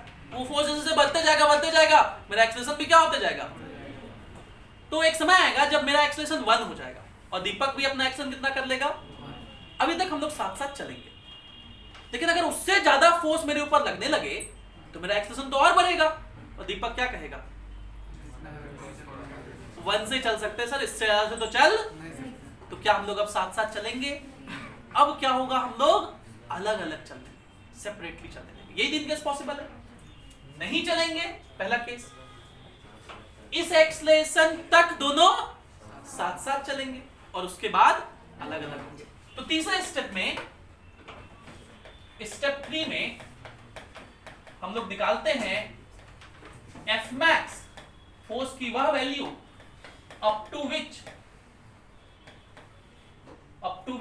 the system will move together, the system will move, साथ साथ चले सिस्टम क्या चले, साथ साथ चले। तो सिस्टम बनाइए, ये हो गया, सिस्टम बनाना है, हम लोग सिस्टम साथ साथ चलाए तो सिस्टम बनाना है। सिस्टम बनाने का मतलब, बोलो ना जी, सिस्टम का मतलब दोनों ब्लॉक बनाना है, एक 4 kg वाला, दूसरा 2 kg वाला, और इस सिस्टम का एफबीडी बनाना है। किसका एफबीडी बनाना है, इस सिस्टम का, इस सिस्टम को चलाना है। चलाइए, ये फोर्स इसको चला रहा है, इन दोनों के बीच के फ्रिक्शन को नहीं दिखाएंगे। यहाँ का फ्रिक्शन कितना, उसको दिखाएंगे। और ये सिस्टम कितने एक्सलेशन से साथ साथ चल सकता है, 1 मीटर पर सेकंड, इसलिए ये निकाले थे। ठीक, अब इसके लिए इक्वेशन लिखिए। चलने वाला फोर्स F, रोकने वाला 0, तो फोर्स इज इक्वल्स टू कितना हो जाएगा, मास इनटू सिस्टम का मास कितना है 6 इंटू 1, मतलब 6 न्यूटन तक ये सिस्टम साथ साथ चलेगा। अगर आपसे सवाल पूछता कि F की क्या वैल्यू लें ताकि ये सिस्टम साथ साथ चले, तो क्या आंसर आता, हम लोग कितना लिए हैं, तो अगर फोर्स का वैल्यू 6 न्यूटन से ज्यादा हो गया तो क्या होगा, अलग अलग चलेगा। तो हम लोग दो वैल्यूज लेके चलते हैं। पहले एक बार F की वैल्यू हम थोड़ा कम लेके दिखाते हैं, और फिर जो क्वेश्चन में लिया है कितना 12, वो लेके चलेंगे। तो हम लोग F की वैल्यू 6 से कम कितना मान लेते हैं, 4 newton, for F is equals to 4 newton. क्या होगा, क्या होगा, ब्लॉक साथ साथ चलेंगे, अलग अलग, श्योर है आप लोग, ब्लॉक्स विल मूव टुगेदर। और अगर साथ साथ चलेंगे तो एक्सलेशन कॉमन की with common acceleration, with common. और कैसे चल रहे हैं ब्लॉक, साथ साथ। साथ साथ का मतलब दोनों को एक मान के चलना है, सिस्टम मान के बनाना है।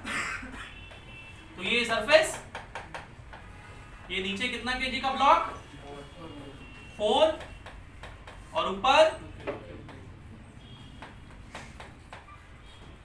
और इसको साथ साथ चलाना है। ये सिस्टम मान लिए साथ साथ चल रहे हैं ना, इसलिए पता कि साथ साथ चलने का मतलब सिस्टम मान के सॉल्व करेंगे। ये फोर्स कितना 4 न्यूटन, और अपोज करने वाला फोर्स कितना 0, तो कितने कॉमन एक्सलेशन चलेगा,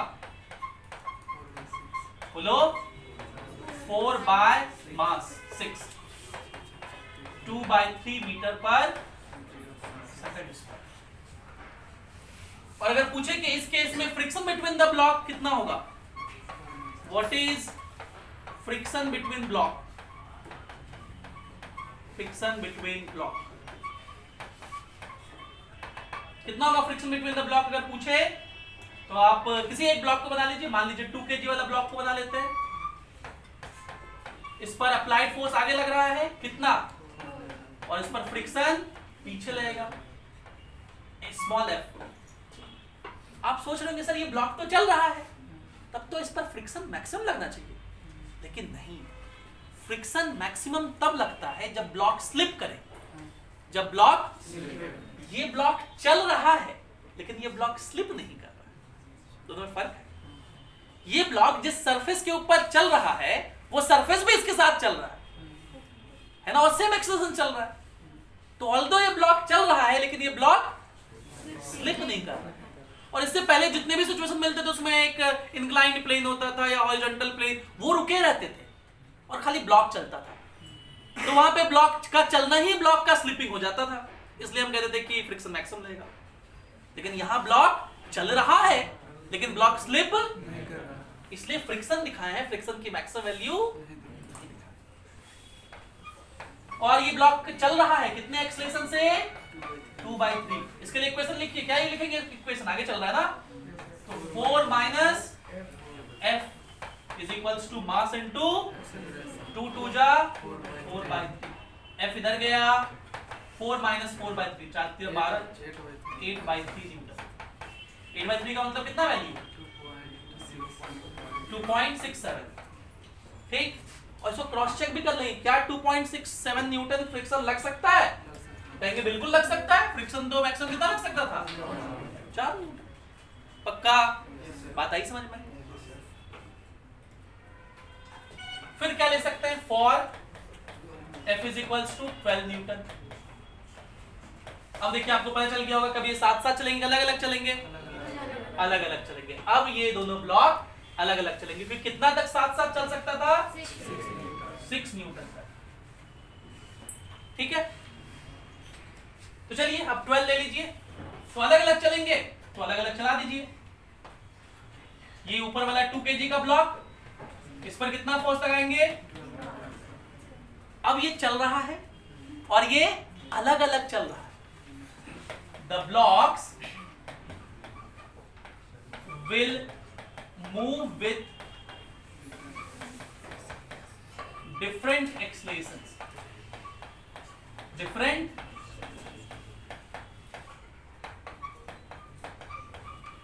और अगर डिफरेंट एक्सेलरेशन से मूव कर रहे हैं मतलब ब्लॉक एक दूसरे के ऊपर स्लिप कर रहे हैं कि नहीं कर रहे हैं? द ब्लॉक्स आर स्लीपिंग, नहीं स्लिपिंग ना, सोना नहीं है, स्लिप करना है, स्लिपिंग ओवर ईच अदर. और इस केस में no relative slipping between blocks. और इसलिए इस केस में जो फ्रिक्शन लगता है उसको बोलते हैं स्टैटिक फ्रिक्शन. क्या बोलते हैं? इसका वैल्यू 4 न्यूटन या उससे कम होगा, इसलिए हम लोग निकालना पड़ा. लेकिन इस बार ये स्लिप कर रहा है और स्लिप कर रहा है तो मैक्सिमम फ्रिक्शन लगेगा. कितना? तो ये स्लिप कर रहा है इसलिए कौन सा फ्रिक्शन?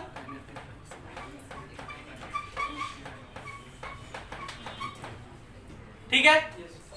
और इसका एक्सेलरेशन निकालना तो बहुत ही आसान. बोलो इसका एक्सेलरेशन कितना लिखोगे? 12 माइनस 4 8/2 कितना हो गया? 4 मीटर पर सेकंड स्क्वायर. 4 मीटर पर सेकंड स्क्वायर. और अब दोनों ब्लॉक अलग अलग मूव कर रहे थे. देखिए यहां साथ साथ मूव कर रहे थे इसलिए सिस्टम बना के एक्सेलरेशन निकाले.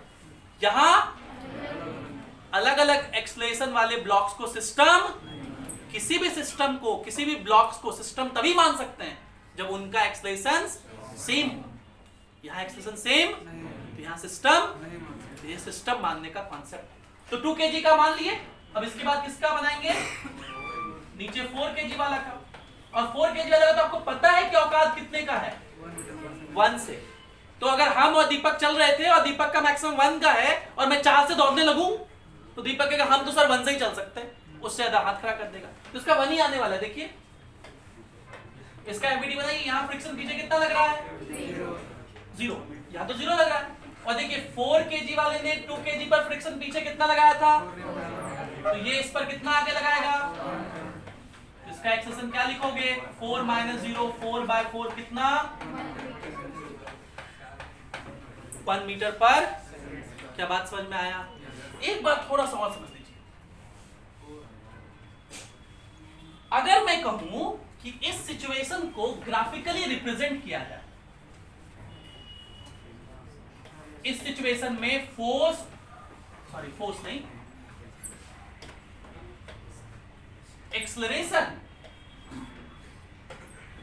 एक्सेलरेशन और एफ अप्लाइड के बीच ग्राफ बनाया जाए. ठीक है. तो यहां पे तो 0 न्यूटन से ही दोनों चलने लगे थे. एफ की कितनी वैल्यू तक? 6 न्यूटन तक. हम लोग अभी निकालते हैं कितने न्यूटन तक? 6 न्यूटन तक दोनों क्या होंगे? साथ साथ चलेंगे. दोनों साथ साथ चलेंगे. मतलब जो एक्सेलरेशन इस पहले वाले लाइन का दिखाएंगे ऊपर वाले का भी बिल्कुल वही दिखाएंगे. 2 इस लाइन दिखाएं, लगभग दोनों एक साथ दिखाएंगे. और ये 6 न्यूटन तक दोनों का एक्सेलरेशन कितना हो जाएगा? 1 मीटर पर. अब इसके बाद किस पर फोर्स नहीं लग रहा है? नीचे वाले पर. किस पर फोर्स? नीचे वाले पर नहीं लग रहा. तो नीचे वाला वो, इसलिए मैंने नीचे जो दिखाया है उसका एक्सेलरेशन क्या हो जाएगा? कांस्टेंट हो जाएगा. तो सब डेल्टा लाइन बन गया. उसका एक्सेलरेशन क्या हो जाएगा? कांस्टेंट हो जाएगा. और ऊपर वाले का एक्सेलरेशन क्या होगा? बढ़ेगा अभी भी. अब क्या स्लोप सेम रहेगा कि ज्यादा स्लोप से बढ़ेगा? ज्यादा स्लोप से बढ़ेगा. ये थोड़ा सा और इधर हो जाएगा. ये ऊपर वाला ब्लॉक का एक्सेलरेशन है, ये एक्सेलरेशन है 2 kg का और ये किसका? 4 kg. आप में से कोई पूछ सकता है कि सर ये स्लोप क्यों बढ़ गया, ऐसा क्या हुआ? देखिए जब ये साथ साथ चल रहे थे तब इस फोर्स को इस सिस्टम को चलाना पड़ रहा था. किसको चलाना पड़ता था? तो एक्सेलरेशन आ रहा था फोर्स बाय सिस्टम का मास, है ना. तो कम आ रहा था। अब जब अलग अलग चल रहा है तो इस फोर्स को किसको चलाना है, खाली ब्लॉक को। किसको चलाना है? तो क्या लिखेंगे एक्सलेशन? फोर्स बाय इस ब्लॉक का मास, मतलब नेट फोर्स बाय, तो डिवीजन में कम हो रहा है ना, इसलिए एक्सलेशन अब तेजी से बढ़ेगा, इसलिए स्लोप बढ़ गया। क्या ग्राफ समझ में आया? ये केस तो हम लोग अपर वाले ब्लॉक पे फोर्स लगा के किए, और इस सवाल का एक हिस्सा और है ना, किस पर फोर्स लगाना है? तो आप लोअर ब्लॉक पे लगाते हैं और सारे स्टेप को रिकॉल करेंगे जितना पढ़ा है, क्योंकि ये बहुत इंपॉर्टेंट चीज है आईआईटी के लिए।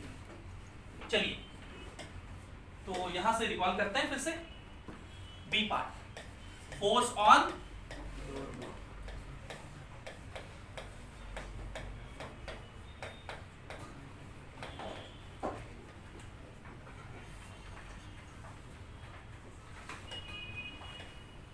थक तो नहीं गए आप लोग?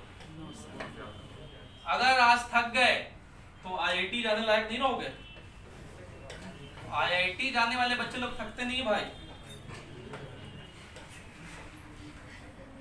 और जेई मेंस या नीट में जो टॉपर्स कहलाते हैं वो भी नहीं थकते। चलिए देखिए, ये कितने का था? 4 kg का। ये कितने का था?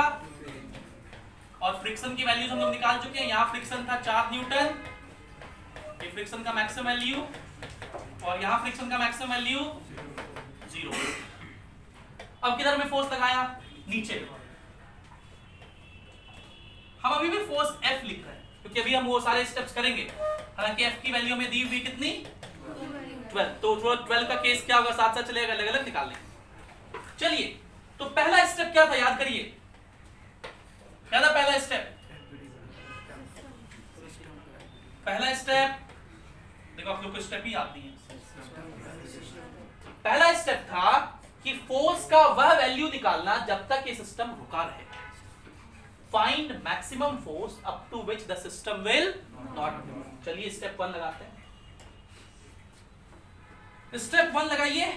स्टेप 1 क्या था? बोलिए क्या था step 1? Maximum F up to which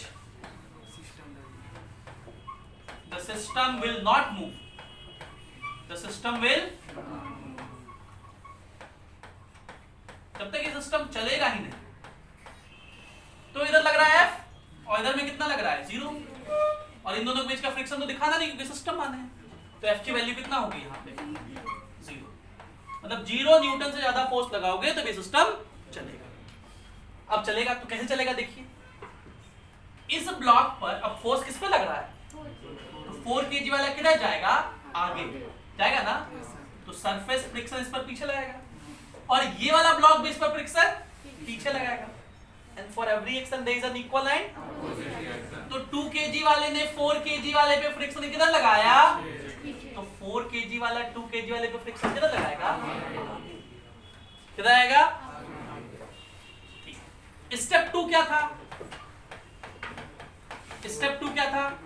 जिस ब्लॉक पर फोर्स नहीं लग रहा है उस ब्लॉक का एक्सलेशन, मैक्सिमम एक्सलेशन निकालो, है ना? इसमें किस पे फोर्स नहीं लग रहा? Find A max of block on which force is not acting. Force is not acting. ठीक है, तो किस पर फोर्स नहीं लग रहा है? 2 kg वाले पे। तो इस 2 kg वाले पे फ्रिक्शन किधर लग रहा है? आगे लग रहा है ना, और इसका मैक्सिमम एक्सलेशन कब होगा? जब ये फ्रिक्शन भी कितना हो? कितना हो सकता है? तो एक्सलेशन मैक्सिमम कितना हो जाएगा? फ्रिक्शन 4 बाय मास 2 मीटर पर, मतलब ये ऊपर वाला ब्लॉक मैक्सिमम 2 मीटर पर सेकंड स्क्वायर से चल सकता है। 2 मीटर पर सेकंड स्क्वायर से। थर्ड स्टेप, स्टेप 3 क्या था? स्टेप 3 क्या था? बोलो ना जी। अरे 3 ही चीज हो सकता है, रुका रहेगा, फिर साथ साथ चलेगा, और फिर अलग अलग चलेगा। तो अब क्या निकालेंगे? मैक्सिमम फोर्स जब तक ये system F max up to which system will move together, system will move together. तो सिस्टम की बात कर रहे हैं तो किसका एफबीडी बनाएंगे? सिस्टम का। ये 4 kg और ये ऊपर वाला 2 kg। इस सिस्टम का एफबीडी बनाइए। इस पर नीचे फोर्स लग रहा है F, यहां फोर्स, और साथ साथ ये कितने मैक्सिमम एक्सेलरेशन से चल सकता है? 2, क्योंकि वो लिमिटिंग है। उसके बाद 2 kg वाला हाथ खड़ा कर देगा, साथ साथ इतने से चल सकता है। तो लिखिए इक्वेशन, क्या लिखेंगे? फोर्स हो गया F माइनस 0 तो F, मास इनटू एक्सेलरेशन 12 न्यूटन। मतलब अगर फोर्स का वैल्यू 12 न्यूटन है या उससे कम है या उससे, तो ये ब्लॉक साथ साथ चलेंगे। ये ब्लॉक अगर 12 न्यूटन है तब 2 मीटर पर सेकंड स्क्वायर चलेगा। 12 से कम होगा तो 2 से कम एक कुछ एक्सेलरेशन से चलेगा, लेकिन साथ साथ चलेगा। और अगर 12 से ज्यादा ले लिए तो अलग अलग चलेंगे। यहां कितना लिए हैं? 12 ही लिए ना, तो 2 मीटर पर सेकंड स्क्वायर हो गया। लेकिन मान लीजिए कहता कि for F is equals to 10 newton बताइए, तो क्या कहते? ब्लॉक्स अलग अलग चलते कि साथ साथ? Blocks will move together.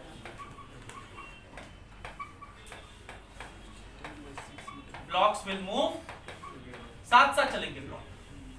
और कितने एक्सेलरेशन से? क्योंकि साथ साथ चल रहे, इसलिए हम लोग किसका एफबीडी बनाएंगे? सिस्टम का। बोलो। ये नीचे हो गया 4 kg का ब्लॉक और ऊपर 2 kg का ब्लॉक। इसको चलाने वाला फोर्स F कितना है? 10 न्यूटन। रोकने वाला 0। तो कितना एक्सेलरेशन होगा कॉमन?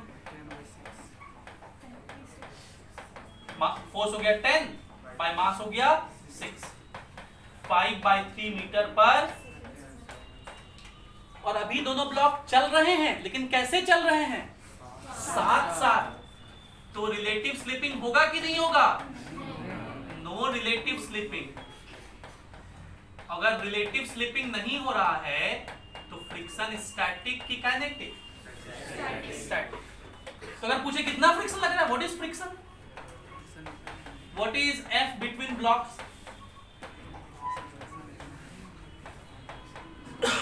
तो आप किसी भी एक ब्लॉक का एफबीडी बनाइए। ऊपर वाले का बनाते हैं।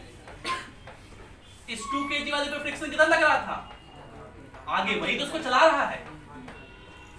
किसी को अगर लगे कि सर फ्रिक्शन आगे लग सकता है क्या? क्यों नहीं लग सकता? ये देखो, ये सिस्टम आगे चल रहा है कि नहीं चल रहा है? कितने एक्सेलरेशन से? और इस 2 kg को आगे चलाने वाला सिर्फ एक ही फोर्स है, फ्रिक्शन। इसलिए याद रखना है, फ्रिक्शन मोशन को नहीं, स्लिपिंग को अपोज करता है। And there is difference between slipping and motion. यहां मोशन हो रहा है, लेकिन स्लिपिंग, फ्रिक्शन मोशन को सपोर्ट भी कर सकता है। हम लोग चलते हैं तो हमारा स्लिपिंग पैर का पीछे होता है, फ्रिक्शन आगे लगता है। फ्रिक्शन स्लिपिंग को अपोज करता है, मोशन को नहीं। तो इस पर फ्रिक्शन आगे लग रहा है और इसका एक्सेलरेशन कितना है? ये वाला एक्सेलरेशन है। तो F का वैल्यू कितना होगा? 2 इंटू ये 10/3, 3.33 न्यूटन। फ्रिक्शन का ये वैल्यू हो सकता है कि नहीं हो सकता है? हो सकता है, क्योंकि मैक्सिमम कितना था? ये तो हुआ अगर हम लोग 12 से कम लिए तो। अगर 12 से ज्यादा ले लेते, for F is equals to 18 newton, कितना ले लेते? क्या होगा? साथ साथ चलेंगे अलग अलग? Blocks will move with different accelerations.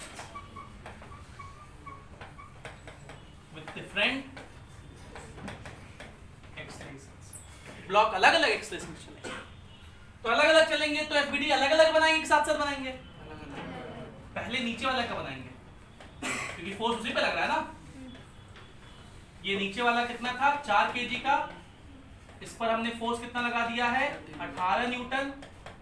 और अब स्लिपिंग होगा कि नहीं होगा?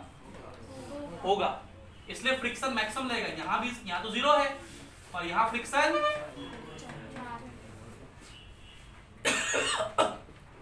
कितना एक्सेस होगा 4 kg वाले ब्लॉक का? 18 - 0 18 14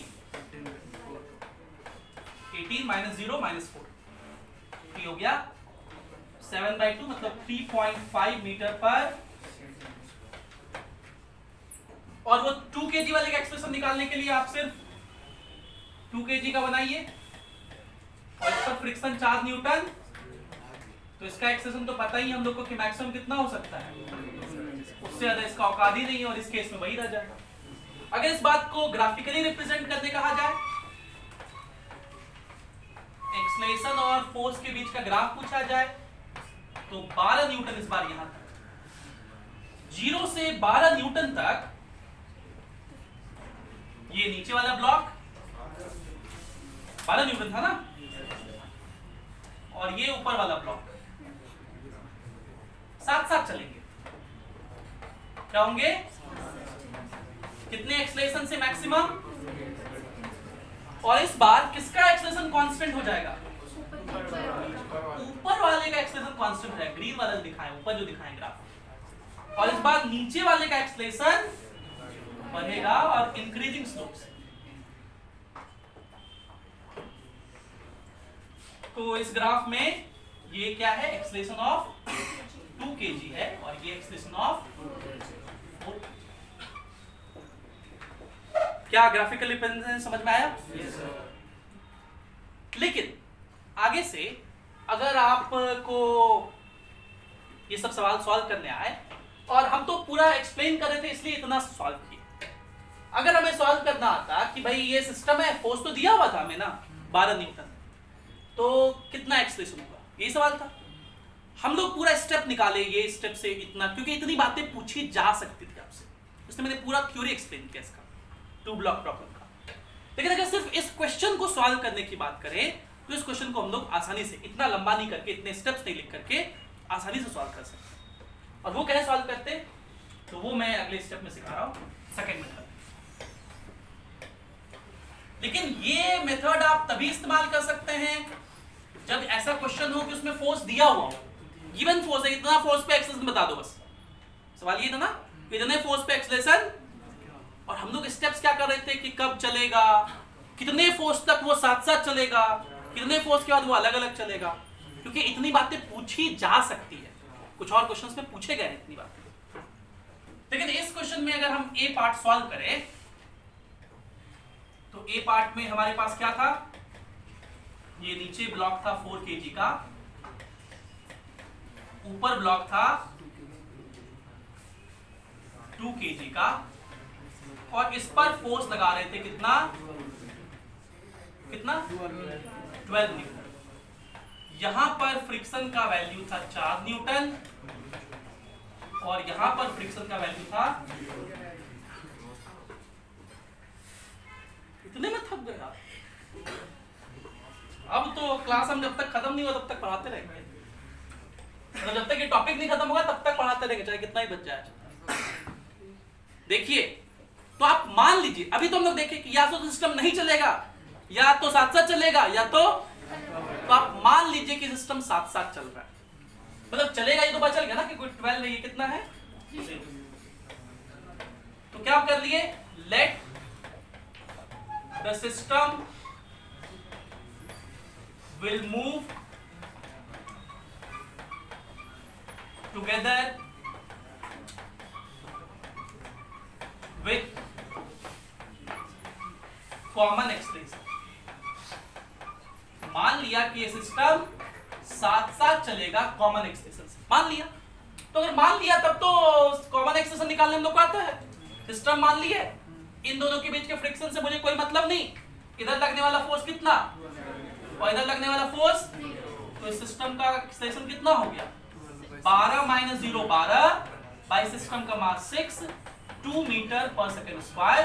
और हमने ये माना है कि दोनों ब्लॉक 2 मीटर पर सेकेंड स्क्वायर से साथ साथ चल रहे हैं। ठीक, अब हम इस बात को चेक करेंगे। अगर चेक करने पे सही आ गया कि हाँ ऐसा हो सकता है तो हो गया, यही आंसर, दोनों ब्लॉक साथ साथ चलेंगे। और चेक करने पे गलत आ गया कहेंगे नहीं तब साथ साथ नहीं चलेंगे, अलग अलग चला दो, अलग अलग चला देंगे। चेक करेंगे, अब हम लोग क्या करेंगे, चेक करेंगे। और कैसे चेक करेंगे, किसी एक ब्लॉक का एफईडी बनाएंगे, 2 kg वाले का बना लीजिए।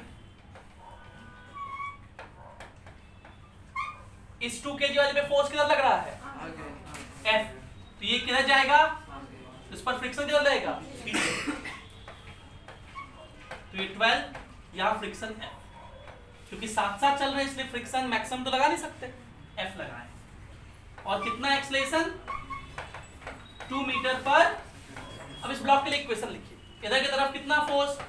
12 minus F is equals to mass into 2 2 जा, तो फ्रिक्शन की वैल्यू कितनी हो गई? लेकिन इस फ्रिक्शन का औकात कितना था? ये पॉसिबल है? नहीं नॉट पॉसिबल, नॉट। इसका क्या मतलब? Hence the blocks will move separately with different accelerations,